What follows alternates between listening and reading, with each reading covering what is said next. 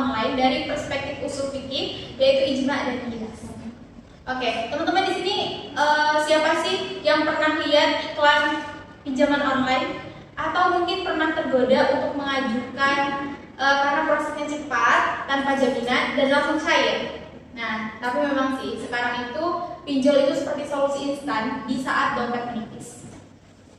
Nah, menariknya, pinjaman online ini bukan cuma soal ekonomi atau hukum negara aja, tapi juga punya dimensi hukum Islam.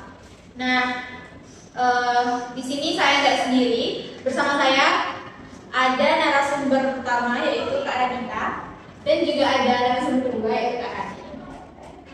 Oke, jadi kalau teman-teman penasaran, apakah pinjol itu sekedar darurat yang diperbolehkan atau justru ladang riba modern? Untuk itu, simak terus podcast ini sampai habis, jangan kemana-mana.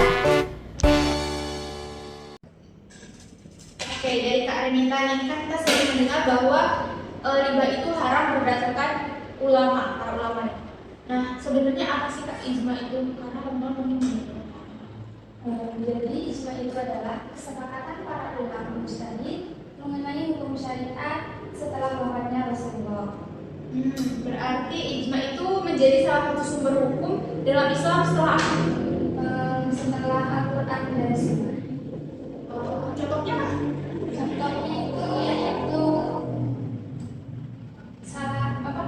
ijma itu contohnya contohnya adalah kesepakatan ulama bahwa riba itu haram. Oh, kalau gitu, apakah bunga pinjol itu? Kalau gitu berarti otomatis bunga pinjol haram? Iya.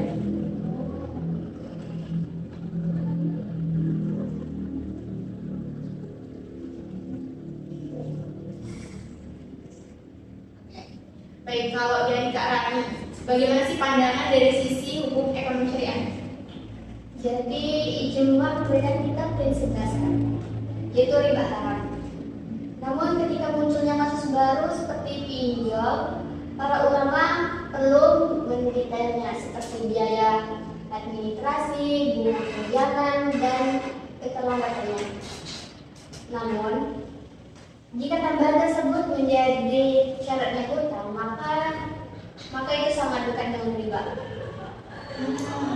Berarti kalau kita masuk ke analogi kedua, masuk ke kias nih Kak.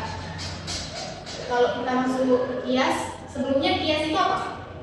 Menurut saya, kias itu menyamakan hukum dengan kasus baru dan kasus lama karena memiliki sebab yang sama. Dalam hal ini, pinjol dibandingkan dengan riba dalam hutang piutang yang sudah jelas juga hukumnya adalah haram.